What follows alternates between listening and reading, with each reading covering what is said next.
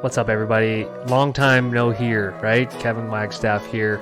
I've been gone for a while. It's been about a month plus since I've published a pod, and I apologize for that. I have been recording them though, so I've got 5, 6, 7 in the hopper. Going to be putting those out over the next week or two, so apologize for the absence.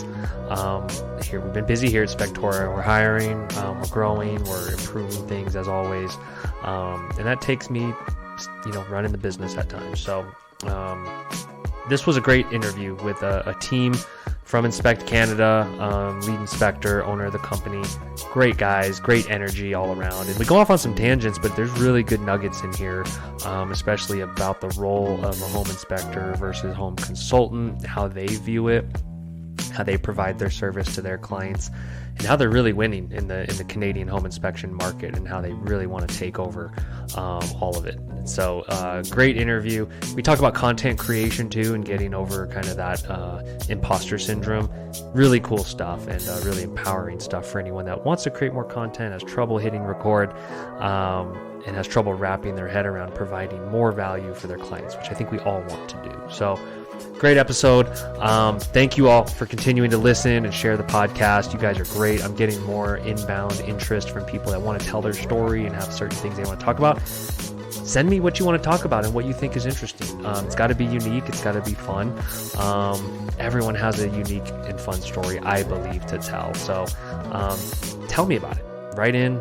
Tell me exactly kind of where you're coming from, what you want to talk about, what you're passionate about, because that's ultimately what people want to hear. So hope you enjoy, and we'll talk to everybody soon. Thank you for reaching out. David, we've known each other a long time. Thanks for joining me today, guys. What, you guys already know each other? A little bit. Oh, just a bit, yeah. I should have known, David. I should have known. I think I saw him in Atlanta a couple of years ago. We've never done this, Mike, so you haven't missed out on anything. We've never done the podcast, so you're at the same starting point there. Mike, we've never officially met, right? No, we haven't. I've been a long-time listener of your podcast since I got into the field a few years ago. I don't feel like I've reached out for anything. The software is pretty good, so it's super, super awesome to meet you. Yeah. Beautiful. Well, let's just start off introducing you guys. You guys can kind of introduce kind of where you're at with the business and how long you've been around, and maybe even your background, and then we can dive into some fun stuff. Sure. Go for it, David. All right. Well, I'm French Canadian. I was born in Quebec, and then in 1995 I moved to BC. Yes, 25 years later, I still have an accent. I moved to BC, and I mean, when you're from Quebec, or anywhere else in Canada and you move to BC. BC is like, it's like if you live in the US and you move to Hawaii, kind of. Right. It's like it's so much more. We have the ocean, the mountains, and also the multiculturalism here. I mean, everybody who moves to Canada, nobody wants to move to, anybody from a different country moving to Canada doesn't want to move to Quebec, because then you got to learn French, and there's really not a whole lot of other cultures over there. It's mostly just French people from Quebec, and they like their ways and things like this. But when you move to BC, then you experience all kinds of food, all kinds of people, culture, and everything else. It's hard to beat. Most people live, when you talk to someone in BC, nobody's from here. It's rare to find someone who was actually born here. It's all people who came on holiday a while back and never left. You just all fall in love with it. It's not quite Hawaii though. The water is still frozen, even in the middle of summer. But unlike the rest of the countries, very light into not so many mosquitoes and all that. So it's a great place to live. It's a really difficult place to make it. A lot of people leaving. It's extremely, extremely, extremely expensive here. It's some of the areas that are the most expensive on the planet. Makes it extremely difficult, especially if you don't have any parents who got started here and bought some homes for 20 grand 30 years ago, and now they're worth 2.5 millions. If you don't have anything like this, extremely difficult. I was reading again, one mortgage broker we really like here, he decided to move to Alberta, got himself a house for about a quarter of the price of what you would pay here, and then a massive size as well. A lot of people are leaving, but my goal is to make it here. I want to make it here. I love it. I want to live here. It's just a great place. And then, yeah, I decided to, as soon as I moved here, I had to go and learn English. I started ESL, English as a second language. And that's where I met my wife in those days as well. She was from Japan, and we've been together ever since. And then as soon as I got out of school, I started computer science. I was quite interested. I mean, I was right in the university when the internet came out. So in the late 90s, they were talking about the information highway and all of that. And I got really excited about this. And the internet was not even in people's home. It was just really in universities at that time. So I was right there at the beginning, but I was a little too young for it. Those who did the dot-com boom and all that, they were 4 or 5 years older than me. They were already programmer. They could see what was going on, and they had already money and stuff like this. When I started, domain names were about $500 to buy them. Now they're about $8 or so.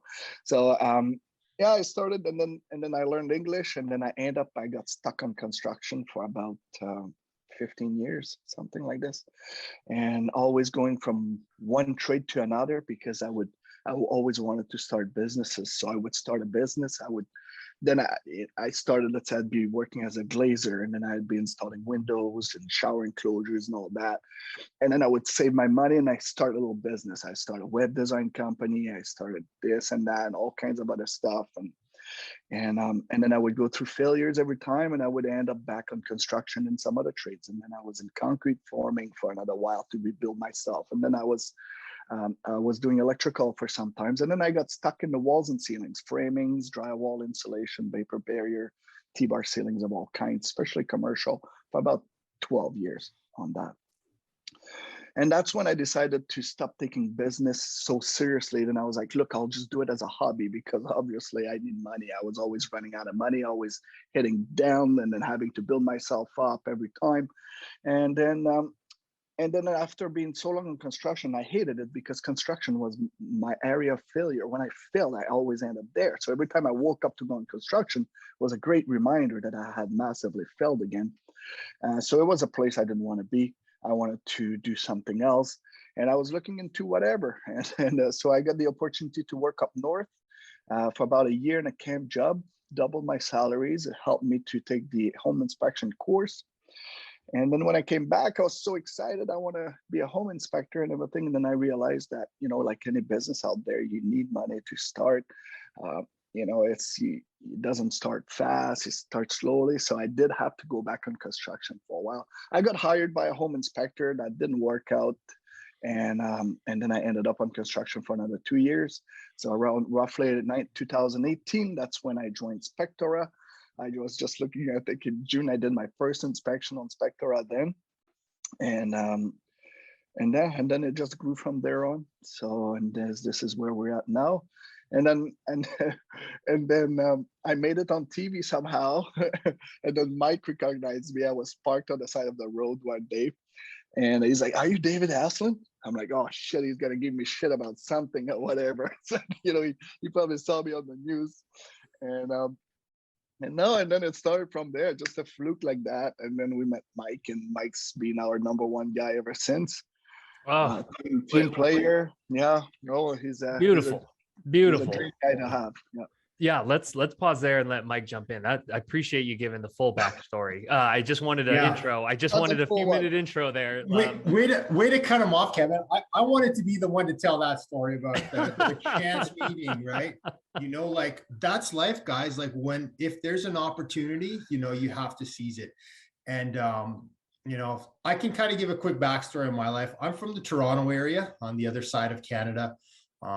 One of my first jobs was delivering newspapers. I actually got hired with the Toronto Sun. I had a route of about 50 newspapers, but part of my job was I used to go with our district manager, and we would do door-to-door canvassing or sales to try to sell the newspaper. And this was when I was about 11 or 12 years old. So I've been in sales for quite a while. My dad worked in the hotel and restaurant industry, so he hired me when I was 15, 16. So I've always been around people. My last job before getting home inspection was as a special education teacher. And I enjoyed doing that. I love working with kids. but I found I was sitting around a little bit too much. Mm. And I wanted a job where I could kind of get out, moving around, meeting different people. Yes. You know, home inspection kind of came along. I remember I was looking online. My wife's like, you know what, you probably would be good at that. Why don't we take the course? So I went through the course, did all the schooling. Part of the course here is you need 75 hours of field training. Wow. You know, and it was costly to get through that. I found I was doing it once or twice a month. I think it was like $300 a day that inspectors were charging. And Wow. They were charging you just $300 a day. Yeah, that was with the group. That was with another group. So you didn't even have really a lot of one-to-one time with that inspector. And I found that it was just taking me a little bit longer to get those hours, to get my license. And, you know, I was working at the school one day, and there was the child that I was supporting. He was having a rough time. I'm like, you know what, let's get out of this class. Let's go for a little walk. And actually, he ended up wanting to go home. So we were walking down the street, and David was parked on the side of the road. And I'm like, okay, I remember that, you know, remember that company. I've heard about them before. I told myself, if he's still parked there by the time I drop this child off and I'm going back to the school, I'm going to chat with him. Sure enough, you know, he was still there, knocked on the window, rolled down his window. And within like a couple minutes of chatting with him, I'm like, I like this guy. He's got good energy. You could tell he's driven, you know. It was just awesome. And he actually, he approached me. He's like, you know what, if you want, come along with our guys, come on with my, at the time is him and Will. And he's like, you know what, just come on an inspection. And he actually ended up training me, allowing me to complete those hours. I got licensed and I started working for the company. What year was this? This was, I want to say 2019, just before COVID. Okay. And David, what were you on TV for? You mentioned he had seen me on TV. What's this about? Commercial or what? Yeah, no, it's our haters throw us on TV. No, it's because when I started, it's always been clear that you can't be doing what everybody else is doing and expecting to take their business. You got a niche, you got to be different. You got to be, you know.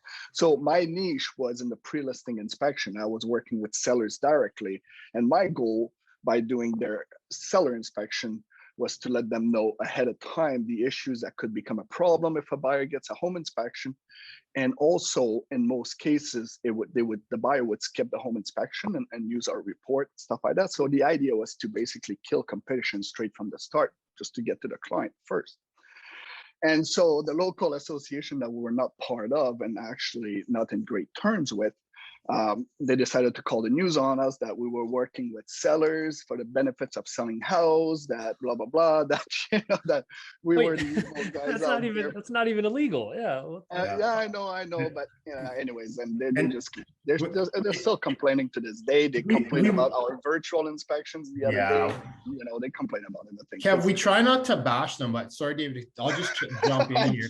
This was the same association that told me that the only way to become licensed was to go through them, only use their trainers who would charge $300 for the day.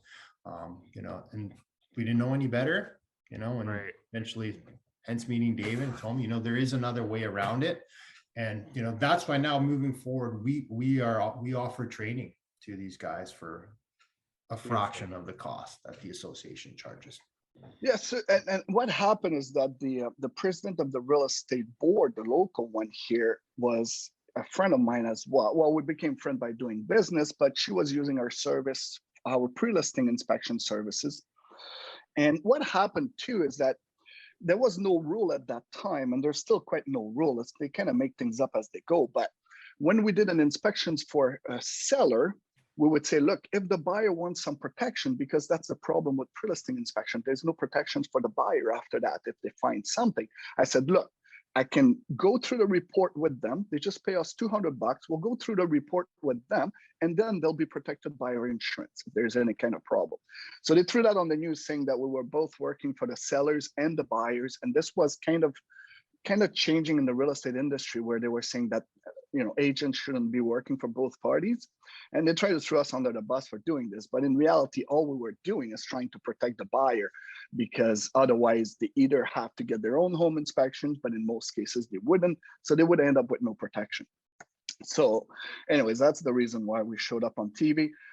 It was and it was on global news. It was like a good one too. Oh, wow. That's one of the larger news networks. So yeah. So anyway, it was a way to try to kill us straight from the start, and also to make the real estate industry look bad and all that. So otherwise, the news would have probably not picking up just for me, because I was also working with the president at that time of the real estate board. Yeah, and that's pretty much it. And then hopefully we'll show up on the news anytime soon again. I was hoping our virtual inspection would get us on the news, but it did not. Just triggered a complaint. That's all it is. And, Go figure. We got other stuff. We got other stuff coming up. We'll find a way to get on the news. So let's talk about the growth of the company a little bit. I know you guys mentioned you want to talk a little bit about growing a business and what that means to you. So David, you mentioned starting in 17, right? 2017. Yeah, I think I got licensed in 2016, but I was running a construction company too at the same time. I wasn't really able to do anything until really 2018, and 2018 was like a slow start too, like very slow. And but something I did, I mean, I'm a big fan of looking around, see what others are doing, and then maybe see if we can potentially adapt a few of these things. I remember there was a house on the rock that was doing team inspection. I thought that was really cool. So what I did is, I wasn't even busy at the beginning. I was only doing maybe 8-10 inspections a month, and I hired the first guy who became my partner, William. And so my thing was that you get 2 guys for the price of one in half the price. No, sorry, in half the time. So that was kind of my not half the price. Yeah. Exactly. Yeah, geez, that makes it hard now, right? So 2 guys and for the same price in half the time. So that we all understand that the reason why most home inspection companies stays a one-man show, it's because it's too hard to move away from it. People want you. They still call for you, and you're like, hey, how about my other guy? I don't know him, blah blah blah. It's difficult. So then by doing team inspections, it allows you to introduce that person to all your people, and then eventually they know them all. So that's why we don't do team inspections really as of now, because we don't have enough staff. But if we have a trainee, then or someone that's already licensed going through us for to become eventually an employee, then we carry them around with us. We do team inspections, and then we show up to inspector, and we still promote it. We'll say, hey, they'll take half the time, same price, you get 2 inspectors, 2 set of eyes on everything. And then basically, so I would always constantly pass my network. So I pass my network to Mike to keep him busy. I pass my network first to Will. I pass another network to Mike. Then I build up another network. I pass it to the next guy, and yada yada. So, and then growing a business, it's all about meeting people, and naturally, just by doing a good job. If you show up on time, you do a good job, the clients are happy, and you're professional and all that, it will grow. But if you want some faster growth, then you got to do your marketing and all that. And there's nothing that beats anything than presentations. They're king. Presentations are king. They cost almost nothing, and they're great. So, are you the main one that does presentations still? Yeah. So as of now, right now, Mike is jumping a little bit more on board. He's been booking presentation stuff like this, and we're doing presentation together. Eventually, he's the education manager, so he'll be taking care of all that eventually. But we will also be doing a little bit like Chris Murphy. He's doing, I think, weekly Zoom presentations and stuff like that. Anybody can join, as opposed to trying to book it with offices. Especially, I mean, right now it's calming down because COVID's a little bit better. They're starting to do in-office meeting. Zoom was okay. Often more participant, but more people that are looking on their phone as well. Right. But yeah, no, we're back on doing a lot of presentations now, getting our face out there, and now and the more it grows, the easier it is, because the more at one point, as of now, I'm not too sure, but at one point we were the largest home inspection company in the province. So that would be a nice intro to say, hey, by the way, we'd love to do a presentation in your office. We're the largest home inspection company. Now we're the highest rated company on Google in the province. So then now we can use that. So we can say, hey, we're not only the largest, the highest rated as well. No 1-star reviews. So anyway, it's all about meeting people and growing. And the goal is, we didn't call ourselves Inspect Vancouver. It's Inspect Canada. The goal is to go across the country as quickly as possible. And then also we have other services that we offer. We started offering mold and all these kind of things. So the home inspection can try to feed some of our other services that we're also offering. And growth was great during COVID because it really did boost the market really greatly. The big problem was awesome, Dave. Yeah, the big problem was just training more people. And when you train and you're looking for people, it's just, anyway, at one point your team, you just gotta tie it up your team and make sure everything is working great. But yeah, right now we did go through a massive depression between November and April that that really made it tough for everybody. Everybody was broke for like 4 or 5 months, and but now it's picking up. We're doing a lot of, now I'm back on the tools. I try not to inspect so much to keep the team busy and all that, because the more I inspect too, then the more it's a reminder for them to say, hey, I want David next time. I want David. And so, I can't be inspecting too much. Otherwise it's too hard to move away from it. I used to get that so much when I started. Like, I would have people get upset, like be angry and upset. Well, I thought David was going to be here, and he's on the phone trying to call David or call the office to freak out. I'm like, it's okay. I'm here. David trained me. I had lots of hours. I've been on lots of inspections with him. Just kind of that's the one thing that, when David brought me along to train with, I didn't have any experience. It was all like group training at someone's house, or they would rent a house to use. And when I actually got in the field doing live inspections, I'm like, okay, there's lots of like customer service, relationship building, stuff that I have experience in. And you're always distinct. It's like a show. You're always selling, right? Yeah. And this is a great example to show that, there's always the argument out there that a home inspector should have construction experience, many years or whatever. And Mike is a great example. What you need are people person, is someone who can communicate well. Inspecting is the easiest part of the whole job. And that's the only thing they teach you in school. Everything else, how to do report, how to talk to clients, and how to follow up and all that. There's nothing like this in the education. That's the massive lack right there. And that's why there's a bunch of home inspectors out there that all they're saying is like, I'm just there to tell you what's wrong. Just deal with it, right? No. No, but for us, yeah, I know. But for us, we want to be known. Our marketing is all around that we're a solution-oriented home inspection company. So we don't only tell them what's not working, we tell them how much it will roughly cost them to fix it, who can fix it for them, and we also have videos on YouTube to show them on how they can fix it themselves. So we're highly solution oriented. If there's 50 items in the report, I don't want to leave this guy with 50 problems. I want him to have 50 solutions. He comes out of there, he knows roughly how much it's going to cost. He does, because if you tell a guy, hey, your toilet's loose, and then you start pointing out at something else, now he's like, oh man, is there mold there? Like, how much is that going to cost me? Is it leaking downstairs and all that, right? So you gotta be able to be solution oriented and offer them solution. Otherwise they get stuck on it. And yeah, so that's kind of how we went at it. Sorry, Mike, I cut you. I love this mindset though. I want to pull on this thread for a second. So do you give them a list of like recommended contractors that you've vetted? Like, how does that solutions help? And I want to point this out as a very important thing in the industry right now, because I personally believe too many inspectors are like, oh, I just inspect the house. That's all I do. And customers want more. Home buyers they want consultants, right? They're hiring as consultants. They're not looking for just a guy who thinks he knows all the deficiencies. It's a consultation.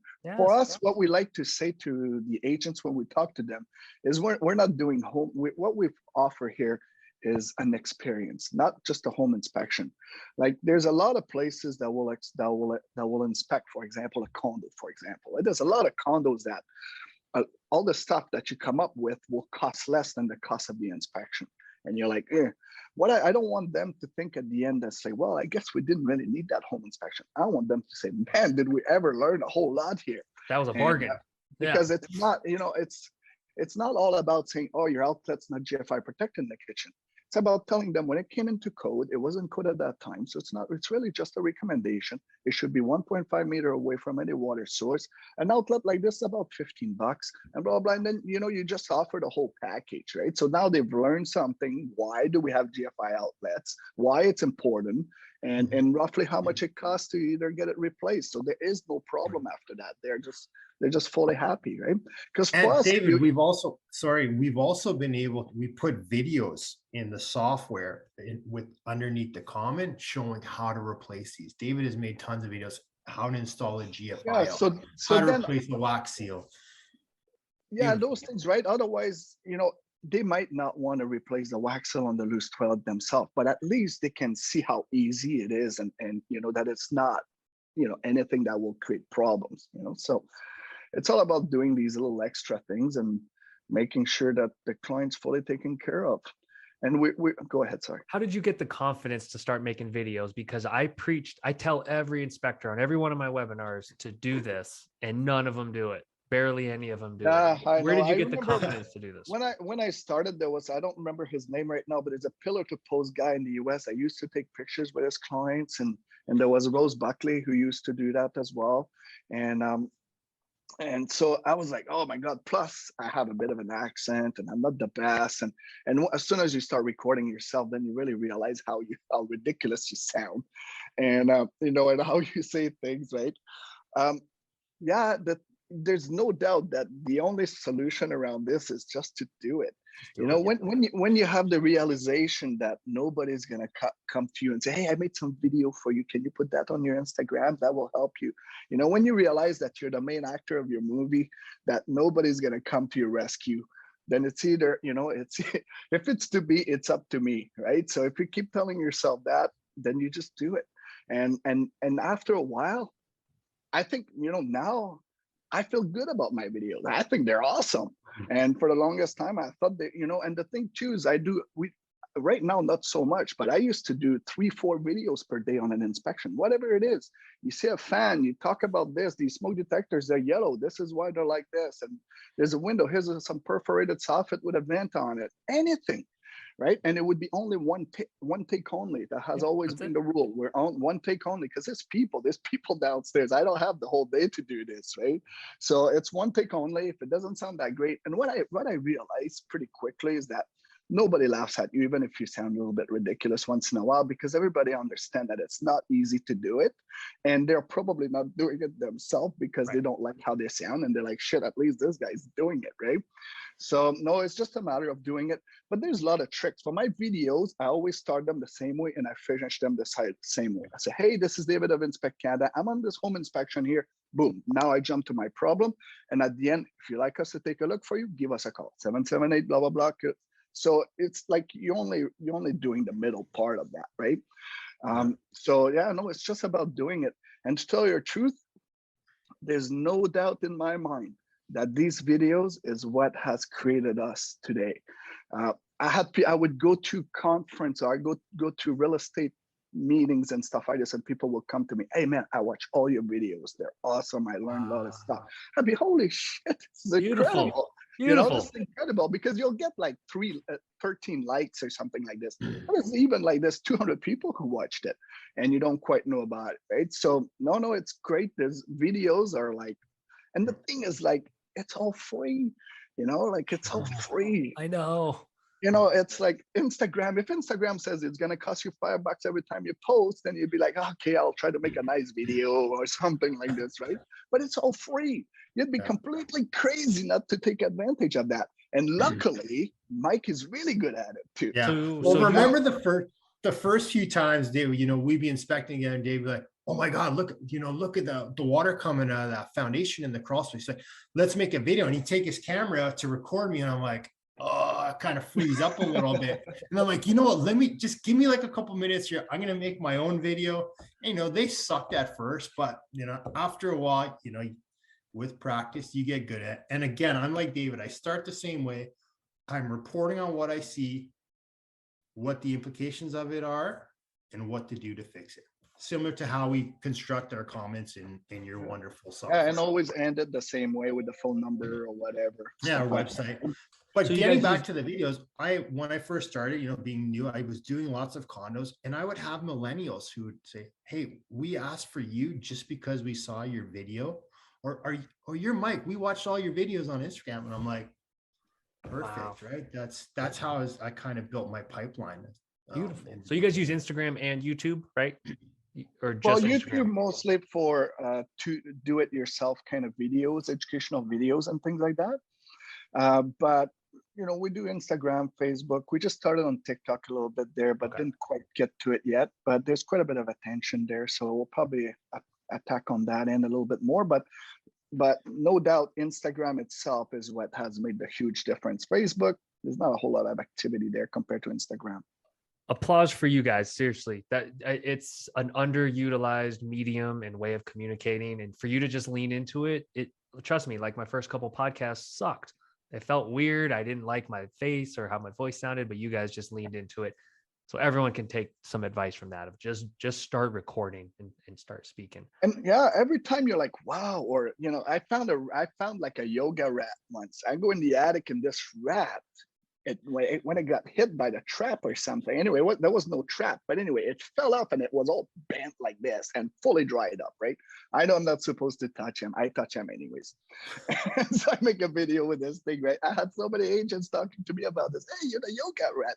You're the yoga rat, man. And so it's, if you can throw some funny stuff in there too, like, again, the other day I made a little video about rain screening, how it looks. I had two buildings, one that was not and one that was, and then show them the difference and stuff like this. It's a 1-minute video. It's not like I'm talking for 20 minutes here. Right. And it's very quick information, and that's why people watch it. And then they just go for it. So yeah, no doubt. You guys link to those, like are you linking to an Instagram video from the report comments? No, the videos in the reports are the YouTube videos. Gotcha. Got it.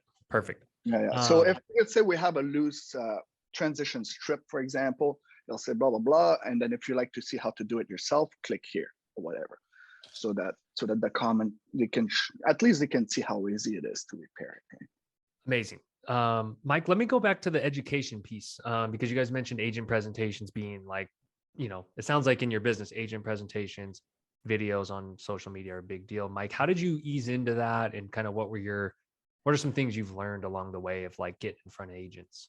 So a lot of it was kind of going with David, taking my notes, just getting that experience. You still get the butterflies before going into offices. I mean, this is all relatively new to me, because when things were busy during COVID, all I was doing was inspecting, just getting good, learning the trade, trying to master it. But now that everything's kind of opened up, like, I was in a Chilliwack, which is about an hour away, yesterday doing a presentation. And when I finished, as I was driving to that office, I passed 3 realtor offices. So I'm like, I'm going to go into each one on the way back. And I just walk in with business cards. Every now and then we have custom branded water. I'll bring a couple of bottles in, one to the gatekeeper at the front, one to the managing broker. And I just say, hey, I'm Mike. We've just expanded to this area.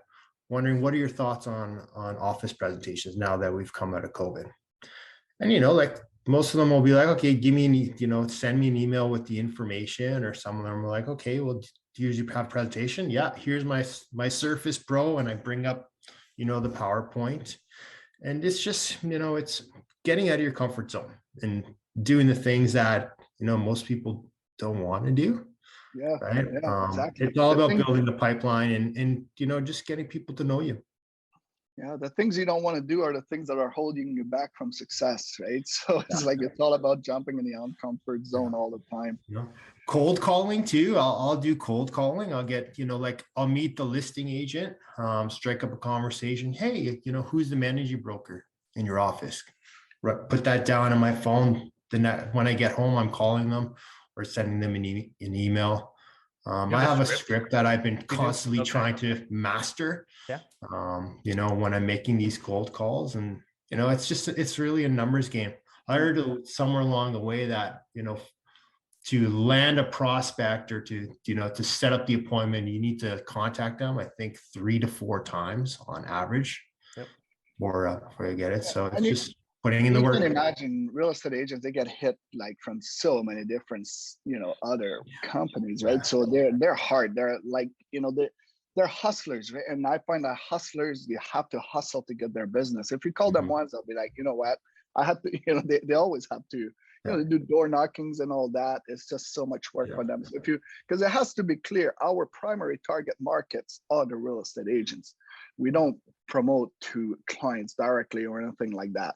Our 100% target markets are the real estate agent. So everything that we do is designed for it. We do a lot of presentation in their office. There's some offices that we install free peanuts machines with our branding on it. We have like all kinds of stuff going on. We want to make sure that, they know us, because it makes me crazy. Like sometimes I go to an inspection and I'm like, hey, my name is David. It's like, oh, I've never heard of you guys. Where the hell do you guys live? We're like the highest rated company in the province. Where were you, right? But no, there's 99% of them out there still hasn't heard about us. So we just gotta make some more noise and make sure that we show up on the news somehow. And what are the numbers, David? How many agents are there in the province? It's like there's a lot. I think 14,000 14,000 in the lower mainland alone. Just in lower mainland. 14,000. What do you guys view as the main goal when you do an agent presentation? Is, because some want to educate, some want to talk about their own value as a company. What's the main goal when you guys? The first thing that people realize when you talk to real estate office, nobody wants a sales pitch. They want education, because what we offer 1 hour presentation that actually gives them a credit at the board. It's here they have 2 different credits for the licensing. There's the accredited and the self-accredited credits. We offer the self-accredited credit. So we also have a website called free. Their credits are called PDP, Personal Development Program, whatever. So we have freepdp.com. It's a website that has online education for real estate agent there. So when we show to offices, it's all fully educational. And we have such a killer presentation now. Like it's working great. So we go there, we do this one presentation, then they're so happy that they want to book another one. Then we book something about pre-listing inspection, or we book something about anything else, drain inspections we do, mold inspections, stuff like that. And they usually ask about the company. Like the presentation I did yesterday, they were asking about the services that we provide. Hey, do you guys have thermal cameras? Yes. Do you charge for thermal cameras? No, it's included in the inspection cost. Yeah. What? Everyone else charges $200 for that service. I'm like, it's included. Like, right? I carry the thermal camera on me. Why not? How did you get the presentation approved for continuing education? Did you have to go through the licensing board? Yeah, that's right. So basically, actually, the self-accredited credits that they're getting, it could be almost anything, as long as it is educational and it's 1 hour, and that there's a record of it. So if it's over Zoom, they have to have their face on the camera. I have to record it. If they get audited, I have to prove they took the course. But for the free one, like freepdp.com, that we had to have the format that was approved by the board. So the format was that you could not skip over the videos. You had to have the test at the end, and they had other things. So I built it up like this. And now basically anybody, when they need, I don't remember if they need like 12 every 2 years or something like this, they can go there, take our classes, get their credits, submit it, and that's it. So make it very convenient for them. Education is king. You gotta get into it. If it's massively king. We do a lot of education during our presentation. Yesterday I did this house on the it's not always like that. It was a house on the 2,000 square foot, and the presentation was about an hour and a half, because it depends on the client. Some knows a lot, some don't know anything, because we realize that everything we find on home inspection is just because it's a lack of maintenance. People just don't know how to take care of these homes. So part of our presentation is to teach them what you need to do with this, how often you need to do it. We'll have HRV filters that they haven't been replaced in 5 years. This thing's rolling with mold, and And nowadays the builders are throwing them in the attic. So you can imagine nobody goes up there to replace these filters. Right? So it's all about this education. That's very important. So there's no doubt that our presentations are much stronger than most people. I would have to say that our inspections are a little faster than most out there because we're not just walking around looking, we have procedures, very set procedures. There's only one way to inspect and inspect Canada. And so that it made us very efficient. And also it's a system that we can make more efficient with time. So if Mike comes up with a better way of doing it, then we just change it. So we just make it better and better. So that it allows us not to miss anything as well. And just to be a little bit more efficient. But our presentation is definitely longer because if you look at our Instagram, we have thousands of pictures of happy people. We take pictures with most of our clients at the end of the inspection because we want to make sure that they remember that at the end, no matter what was said during this whole presentation, that everybody was happy. And then, it's all a smile there. And then, so in order for us to be able to pull these to say, hey, are you guys all right? So we take a picture. If we tell them, hey, look, this is leaking, this is not working, man, I don't know why you're buying this house. Can we grab a picture? They'll be like, they'll be like, no, right? So by the end of this, we have to be all on the same page. We have to be all friends. We have to have built a relationship there. So by the end of this presentation, everybody's busting to get this picture. Now we've been doing it for so long that the agents are waiting for it. They often, get a haircut before they show up. Yeah. And so everybody knows. They looked at our Instagram, they see we take pictures, and the client says, shit, I thought you forgot to ask. No, let's grab that picture, and then we get a picture. So we want to make sure that when we're done with this presentation, that once they move in there, if they find something, and they will find something, that they don't call their agents and complain and say, hey man, the guy you sent me, he didn't quite know. I want them to say, all right, let's call David right away. And then they call us, hey, I found something. Do you mind checking it out? Of course, I'll be there tomorrow or something, right? So we want to be able to have that relationship where if there is a problem, and that's how we kept our reviews to 5-star. It's not like we don't miss anything. We're just like everybody else out there. We do our best, but once in a while, things comes up. But part of our motto too is if we miss it, we'll fix it. So we either fix it or we pay to whatever, or yeah, so we always try to make it work. So we need to have that relationship built. There's a lot of inspectors, they did say, I'll send you the report tomorrow or whatever it is like this, right? No, we don't do anything like this. We do understand we're in the business of building relationships, and those people, they're also become our referral group as well to their friends and family. It's amazing. Like there's a guy, he just booked another inspection. I did an inspection for him in 2020. He remembers me 2 years later, and now he books another inspection. And that's how it kind of grows, right? It just grows by just doing a proper job. But it's really to educate the client and make sure you build that relationship with them. The report also helps too. Like people are like, okay, so you're going to send me the report tomorrow. You have to go home, work on your computer to send it. And I'm like, no, it's all right here. Give me about 20 minutes, half an hour. Just going to proofread it, dot my I's and T's, and I'll email it to you right away. Yeah, you're totally right about this. I've tried a lot of software. Here in Canada, most trainers, everybody uses Horizon, or a lot of them. They're basically, they go through the they're kind of set up with the association. So when you get your training, normally that's what they have. So you start with this, and now you're kind of starting. And so Horizon's not a bad program. It's a pretty decent one. It looks okay. Then I worked for another guy that had Tap Inspect. I didn't think it was that bad either.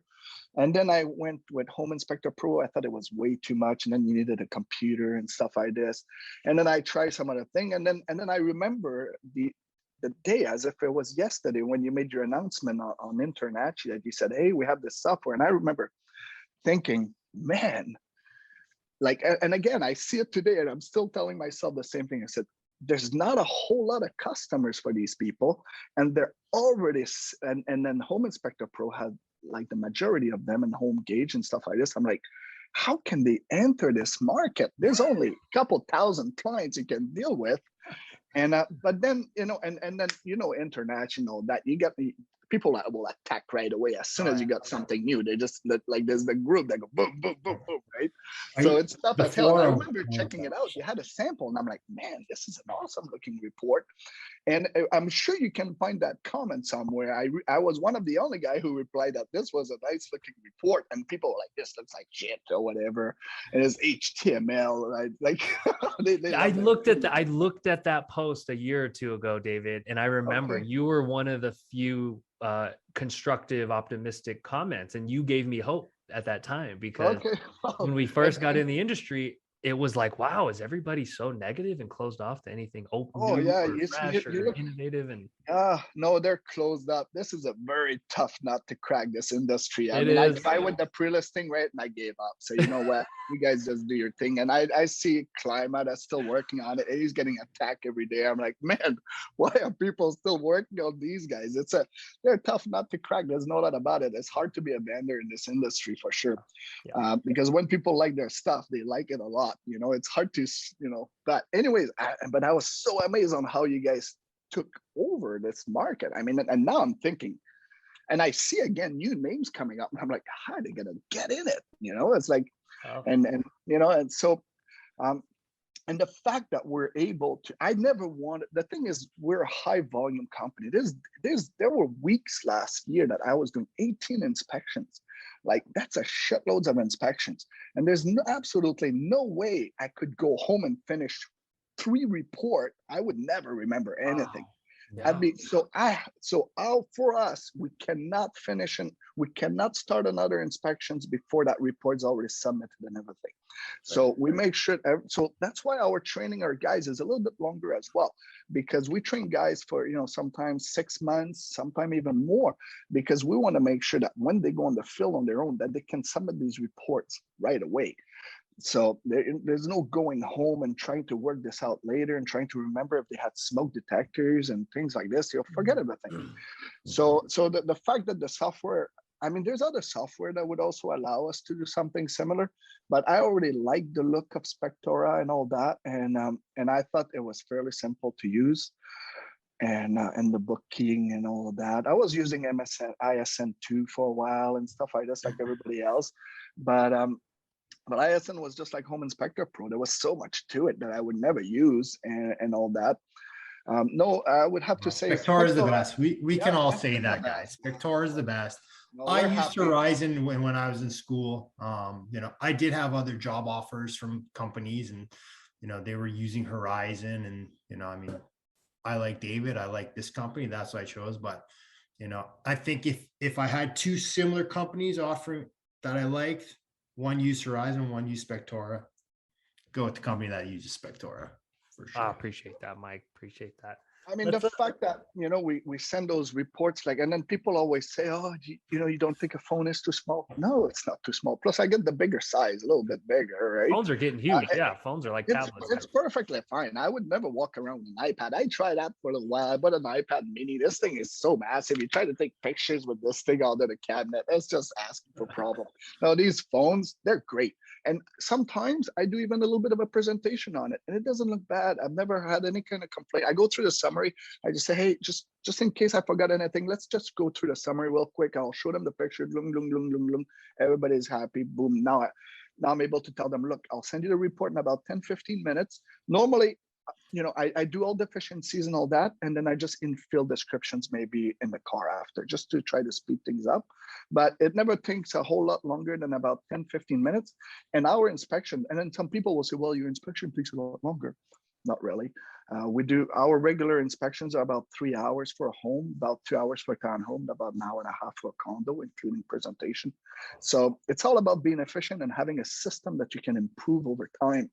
And anyway, Spectora has made it possible for us to finish our report on site, have a quality report out there, and then so we're in for a while. I'm sure agents aren't mad when you say, hey, we'll get you the report in 30 minutes. They forget the at-home piece. And so And to tell you it's the a lot truth, quicker. like everything is so last minute here. Like often we do inspection that day and they have to put the offer that same day. Those are, we were doing mostly pre-offers, right? Now it's back to accepted offers and things like this. But Okay. I mean, there's no possible way. I mean, the thing though No. is keep in mind that our presentations, we go through the entire thing. So someone knows everything that will be in the report from our presentation, but we still want to submit that report as quickly as possible. We just don't want to have to think about it. You know, I remember thinking, like, I talked with some old timer inspector that was training me at the beginning, and he's like, "Oh yeah, I got this report. I got to send that report. I did this inspection 2 days ago." And I'm like, Whoa. you know what's going on, right? Like, how brutal is this? And now, and I see so many of these guys, even some of the old timers, they're still taking pictures with their cameras, right? They're going home and trying to figure this out for 3-4 hours. I mean, how do you run a life like this, burning all your evenings? But what I really like about what we're doing is when I leave this inspection, I don't have to think about it ever. My work is done here. I'm done. You know, On to the next one. yeah, that's it. I've sent my marketing material at the same time, my thank you note, asking for reviews, all that kind of stuff. It's already done. I don't need to. And once in a while they'll send me a message, hey, I sent you a review, whatever. But that's all I want to hear. I don't want to, you know, that's it. We're done here. And then we start the next one. So then when I get home, often we get home late, but let's say I get home at 5 o'clock. I'm done with this. Now I'm back to business related matters and things like that. And Beautiful. Should add, I do we train our guys to reach out to the client and the listing agent to thank them for taking the time to open up the doors for us. And I have a little blurb in there, like we understand that establishing trust takes time, but we'll be willing to earn that trust. Hopefully we can do business in the future. Reach out to us. Beautiful, beautifully written. You hit on those emotional aspects, which mean a lot I think to everybody. And I got that actually off one of your guests. I think awesome. He does the same thing too. I can't remember his name, but trust, empathy, all these emotions matter to people. We got about 8 minutes left, but I want to get into team building because you guys mentioned that in the notes when we booked this of how do you think about team building? What does it mean to you? And what were you even referring to when you said, let's talk about team building? Well, the thing is, like I kind of mentioned a little bit earlier, when you're growing fast, you're hiring fast. And sometimes you realize that they may not be all right fit. It's like, but you need the manpower, right? So then, it's like, it's when you grow a construction crew, right? It's not like you're going to hire 10 guys and you'll have these 10 guys for the rest of your life. You hire 10, you keep 1 or 2. And then you hire another 10, you keep another 1, maybe if you're lucky. You hire another 10. Eventually, you get a crew of about 10, but you went through 150 guys to do that, right? Right. And it's a little bit about the same thing. There's this thing out there, hire slow, fire fast. It's not quite what I want to say, but the thing is, for not everybody that goes into the home inspection industry wants to work with a team. Like they might, a lot of them, they get in the industry, it's all the same thinking. You would go to a home inspector school and you talk to everybody and you ask them a few questions, you will get the same answer. They're all thinking, I just want to do 5-6 inspections a week. Then they all think it's all house, $500 each. I'll just pull $3,000 a week. Be doing about $12,000 a month. I'm okay with that, right? So then when you hire them, you're like, well, look, we can only really pay you 40%. And this and that, and then they go, holy crap, they didn't quite think that way, right? So most people, when they get in the industry, they don't quite have the idea of working as part of another company. They're thinking they'll just do their own little thing. Somehow business will come on its own and all that, right? So team buildings, you just gotta, it's expensive. Like training a guy could be $30,000 to $50,000 in terms of, because the thing is, we pay our guys to train them. We take them off their job. We're like, hey, we'll take care of you. So it becomes very expensive. But yeah, team building the right team. We got so lucky. We got Crystal. Crystal, she takes care of the office. At the beginning, I was doing all the booking when we had 2-3 guys, right? Then once in a while, I get a call. Where's your guy? Oh gosh. Oh shit, I forgot to book that one. Oh, Hey, can you go? Whatever. And then Yeah. I'm so sorry, I gotta leave early. And then I just go and do this, right? And then that was just terrible. It happened like 3 times in a row. I was like, oh my God.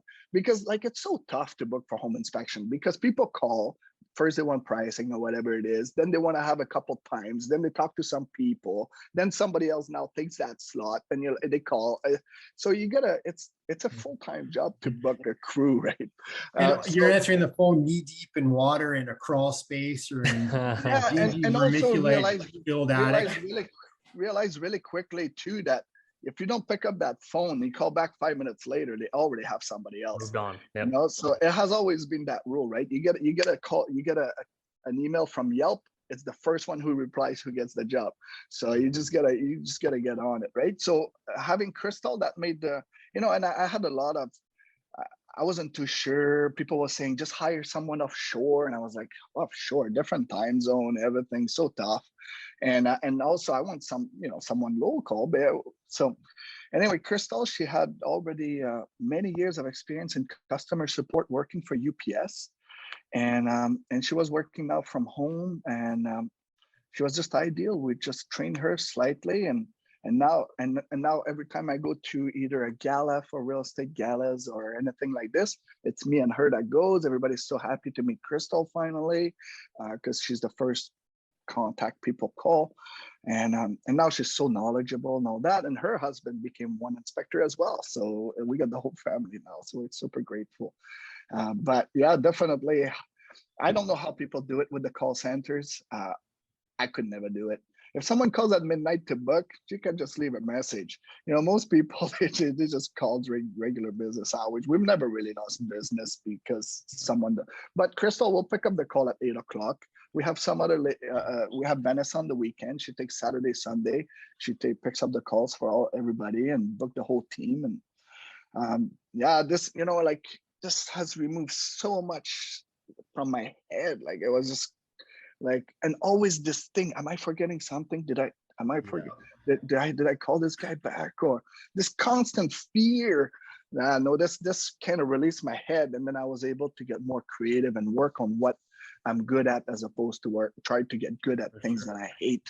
Hand that hat off to somebody else, right? David, like when I first started, Crystal wasn't there, and I remember you answering the phones, Will answering the phones, and we would wake up in the morning and sometimes we wouldn't even know where we were going. And that was tough on our wives, right? Because they're like, well, what's your schedule look like today? I'm like, I'm inspecting somewhere. I don't know where, right? And like Crystal, she came on board. But I wanted to talk, let me chime in about the team building, Kevin. As like the head of inspector training for the company, I train most of the new guys that come in. And being someone who's working for someone else, like when I took the course, I'm like, I'm going to work for myself. I'm going to be my own boss. And then I met David, and, super inspired. And, I know that this company is going to go to the top. If we're almost there, we're working at. And sometimes you have to think past yourself, like this is bigger than all of us. Right. And we're reaching for the moon. And getting back to the training, I tell these guys, and I can see they're like, well, they're doing their hours. They're close to becoming licensed. They're kind of seeing what we're doing. They like it. I'm like, you know what? In the end, whatever you decide, make sure that you give it 100%. If you want to work for yourself, 100%. If you want to work for our company, 100%. But you can't be on both sides of the fence here, right? Because David and the company, they're investing lots of money, time, training you, right? And part of it is like, I talked with Jeff at Super Inspector over there, and he mentioned, he's like, well, you guys need to develop an organizational chart.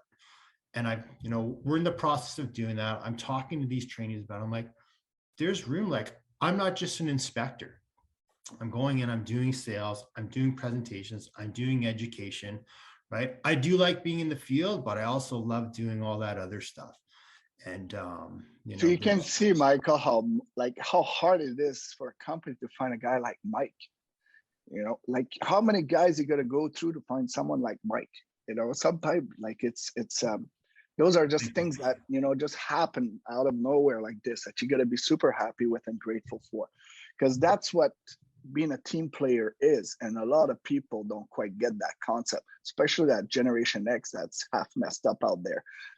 It's really hard, right? So how do you know what generation I'm in? It's what are we, David? We're about the same. Oh no, I guess I meant the Generation Y or whatever. They're like the screwed up, the young ones. Is that X, Y? Is that before or after X? The ones that they want to make sure you make no money on their case. You can't buy a new truck because they'll think you're making a killer on them, and they'll try to sabotage you. There, you got to put the time in. It's work. It's just how it is. You want to get ahead. We're all pretty busy. We're getting up early. We're going to the gym, looking after ourselves, looking after our families. But then the company is super important in growing it and doing the right things. And like Mike said, it's a big project. Like we're not walking around thinking, this is, we don't want to be a big company. We want to be the biggest, so we have big plans. Like whoever is going to be involved with us will greatly, we'll be gaining tons from that. And, great. Eventually, I don't picture Mike doing a whole lot of inspection, just taking care of doing the things he likes. If he likes to do education and stuff like this, these are the opportunities that he'll have. Although commercial, I still love doing the commercial. Yeah, commercial. We gotta grow that this year. Well, let's end with one piece of advice that each of you would give. Probably Mike, let's go with you. Start with you giving, say, lead inspectors or leaders within organizations a piece of advice you would give them. And then David, we'll go to you, advice for a multi-inspector company, something you've learned along the way. I think it goes back to what I said earlier about, not waffling with what your plans are, right? If, when you commit to something, just give it your all, stick with it, right? You're not going to see things, right? You're not going to see the changes right off the bat, right? Like whatever you do today, maybe you'll see results 3 months or 6 months down the road. And it's just staying driven, and grateful, right? Part of, like I told David when I first started, all I want, no matter what, money's important, having a roof over your head, providing for your family. But as long as I'm inspecting and able to work, that's all that matters. Well said. Beautiful. David, advice, learnings for multi-owners at your level? Yeah. No, when you decide that you're going to take it to another level, then you realize that, you get into those kill zones like all the time where you'll get another guy, or like right now when we got Crystal, then, her expense, it was hard to cover it. We didn't have enough inspectors. So, a one-man show can make a pretty decent living. You'll probably make more money than if you got 3 guys, that you got to have staff and all that. And then you get another 2, you got to get more staff. You're still making more as a one-man show. So it does become discouraging at times to notice on how hard it is to make money when you want to be bigger. But you got to get to that. You just got to get to that point. You got to get to the 6, 7 inspectors with maybe 2, 3 admin staff. You can't have 3 admin staff and 3 inspectors. It just doesn't cover all the cash, right? So it's hard to get to that point where you're profitable, and very discouraging on the way up there. But it's like everything else, it's one step at a time. And everybody should understand that a one-man show is worth absolutely nothing. When you're ready to retire, you're worth $200. That's it. A multi-inspection firm could be worth a lot of money. So what's the plan? Do you want to work for, all your life and have nothing at the end, or you want to be able to pass on a legacy, or, at least a nice business? So great place to leave it. Great advice, guys. Thank you so much. I'm glad we made this happen. Thank you, Michael. Thanks for having us. Say hello to your brother. Will do. Yeah, thanks, Kevin. Thanks, guys.